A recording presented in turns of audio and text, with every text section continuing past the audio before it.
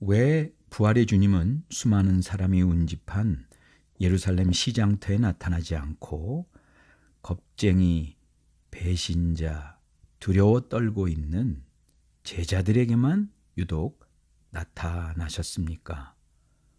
부활하신 주님의 소식을 마리아로부터 직접 들었음에도 불구하고 심지어는 베드로와 요한은 주님의 빈 무덤을 두 눈으로 확인까지 하였음에도 여전히 믿지 못하여, 아니 코앞에 닥쳐있는 문제에 두려워 떨며 이중삼중으로 문을 꼭꼭 걸어 잠근 채 겁에 질려있는 제자들을 부활하신 주님은 그냥 찾으신 것이 아니라 뚫고 들어가셔서 문을 두드린 것도 아니요, 잠겨있는 문을 침투하셔서 부활의 주님은 그런 제자들에게 평강의 축복을 더하여 주십니다. 한 번도 아니고 두 번씩이나. 게다가 아버지께서 나를 보내신 것 같이 나도 너희를 보내노라. 결정적인 순간에 주님을 배신했던 이 제자들, 또 배신한다는 것은 당연지사인데, 한 번 배신한 사람 또 다른 배신을 반복하듯이 하는 것이 인간의 모습인데, 왜 주님께서는 이런 겁쟁이들에게 평강을 빌어주시고 왜 이런 주님의 등에 칼을 꽂은 배신자들을 주님의 사도로 중용하시겠다는 이 귀한 사명을 주시는지 얼핏 보면 시간 낭비요 헛된 일인 것처럼 보이는데, 이 모든 문제의 해답은 요한복음 20장 22절에 이렇게 기록하고 있습니다. 이 말씀을 하시고 저희를 향하사 숨을 내쉬며 가라사대 성령을 받으라. 그냥 성령을 받으라는 말씀이 아니라 부활의 주님이 행위 계시로 첫 번째 하신 액션이 숨을 내쉬었다는, 숨을 불어넣었다는, 신약 성경에는 이 본문에 단 한 번만 사용된 이 헬라어 동사는 구약 성경의 같은 뜻의 히브리 동사로 딱 두 번 사용되어지는데, 아무리 멍청한 제자들이라도 이 두 번 사용된 숨을 불어넣는 구약 성경의 내용은 익히 알았기 때문입니다. 숨을 불어넣으시는 부활의 주님의 행위 계시 이전에 주님은 제자들에게 십자가에 못 박힌 손과 옆구리의 창자국을 보여줍니다.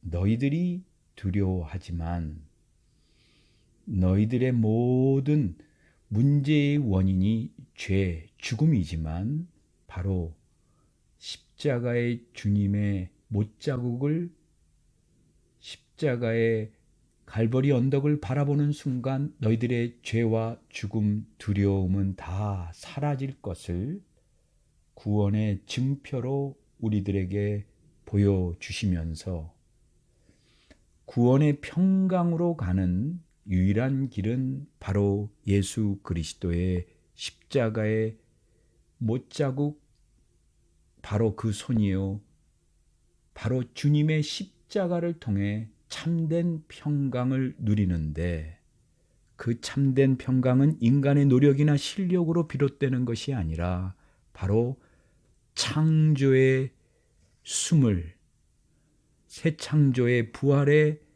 호흡을 불어넣어 주시는 우리 주님의 숨을 내쉬면서 우리 모두에게 새로운 창조의 역사가 예수 십자가와 부활을 통해 이루어지고 있음을 선포하는 말씀입니다. 그래서 창세기 2장 7절에 나오는 그 코에 생기를 불어넣으셨다 하는 이 단어, 바로 숨을 내쉬셨다 하는 이 요한복음 20장 22절의 말씀과 동일한 의미가 유일하게 사용되어집니다. 사람은 흙으로 빚어진 먼지에 지나지 않지만 하나님의 숨결을 불어넣어 주심으로 비로소 살아있는 영적인 존재가 되는 것과 같다라는 것을 강조하면서 이제 똑같은 이 동사가 구약 에스겔 37장의 마른 뼈 해골만 가득한 골짜기에 에스겔 선지자가 하나님의 인도 따라 다다랐을 때, 그러나 에스겔이 하나님의 명령대로 하나님의 생기,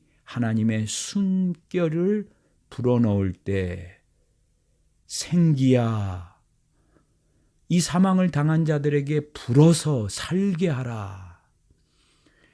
하나님의 생기, 하나님의 숨결이 그 마른 뼈에 들어가매 그 마른 뼈들이 살아 일어나 큰 군대가 된 것을 제자들은 주님의 숨결을 통해, 부활의 주님의 그 호흡을 불어넣으시는 것을 통해 성령의 사람이 되라는 것을 깨닫게 됩니다.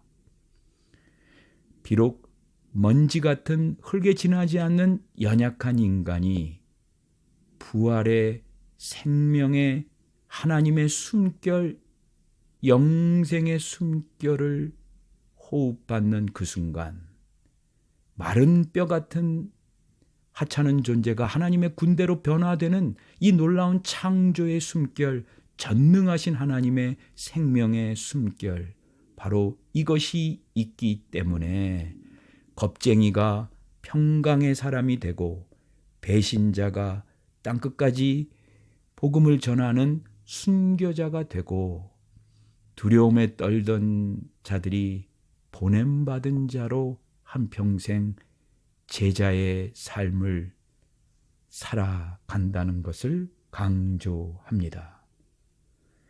그래서 부활장이라고 불리우는 고린도전서 15장의 마지막이 이렇게 끝납니다. 사망아, 너의 승리가 어디 있느냐? 사망아, 내가 쏘는 것이 어디 있느냐?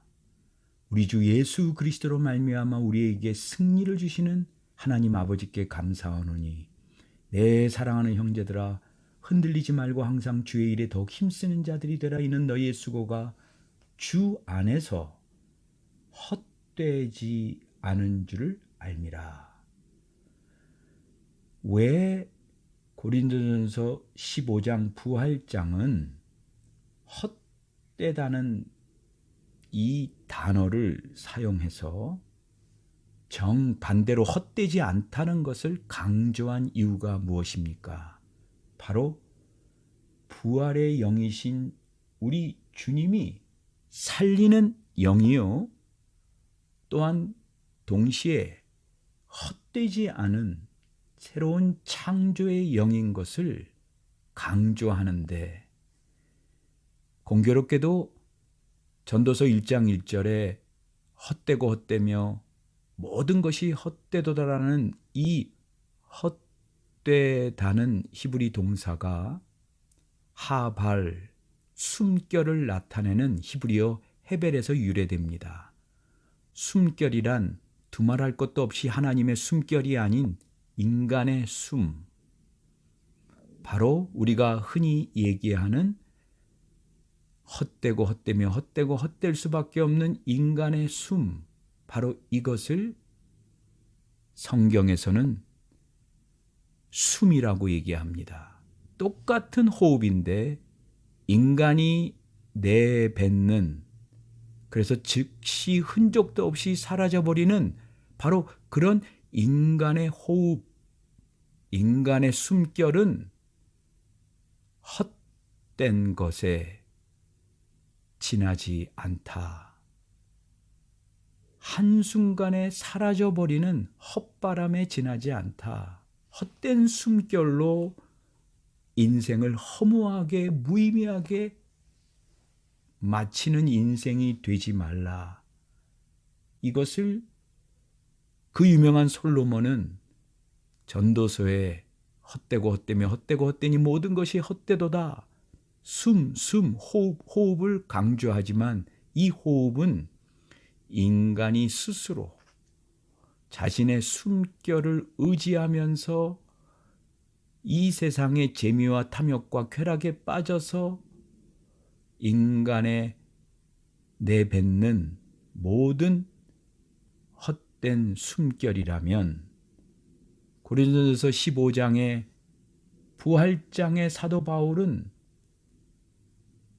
부활의 영이신 예수 그리스도께서 우리에게 숨을 내쉬면서 성령을 받으라 라고 말씀하시면서 우리의 모든 수고가 헛되지 않은 그 이유는 우리 안에 바로 부활의 영이신 우리 주 예수 그리스도의 숨결이 있기 때문이다. 헛바람과 입김에 불과한 우리의 숨결, 우리의 호흡은 하나님이 거두셔 갑니다. 돈을 회수하듯 물건을 회수하듯 주님께서는 이 호흡을 거두어 드십니다. 그런데 흙으로 지음받은 우리를 죽음을 깨뜨리시고 부활하신 생명을 주시는 우리 주님의 영원한 숨결이 흙에서 생명을 새롭게 창조하시는 창조의 숨결로 마른 뼈 같은 이 연약한 겁쟁이 배신자들을 하나님의 군대 되게 하시는 전능하신 하나님의 사랑의 영생의 숨결을 우리에게 불어넣어 주셔서 우리의 삶이 헛되지 않도록 오늘도 우리의 삶을 하나님께서 예수 그리스도를 보내신 것 같이 예수 그리스도께서 성령님을 통하여 우리를 이 땅에 또 보내시는 우리 모두가 보냄받은 주의 미셔널 라이프의 주인공이 된다는 사실, 미셔널 라이프의 모든 삶의 동력은 바로 성령님, 하늘의 호흡, 부활의 호흡, 생명의 숨결, 창조의 숨결, 새롭게 변화시키는 성령님의 숨결, 바로 이 숨결로 우리는 영혼을 살고 이 숨결로 사는 우리의 삶이 진정 하나님께로부터 보냄받은 미셔널 라이프의 주체인 우리 모두가 성령님의 사람인 것을 다시 한번 깨닫게 됩니다. 아버지께서 나를 보내신 것 같이 나도 너희를 보내노라. 숨을 내쉬며 이르시되 성령을 받으라. 아멘.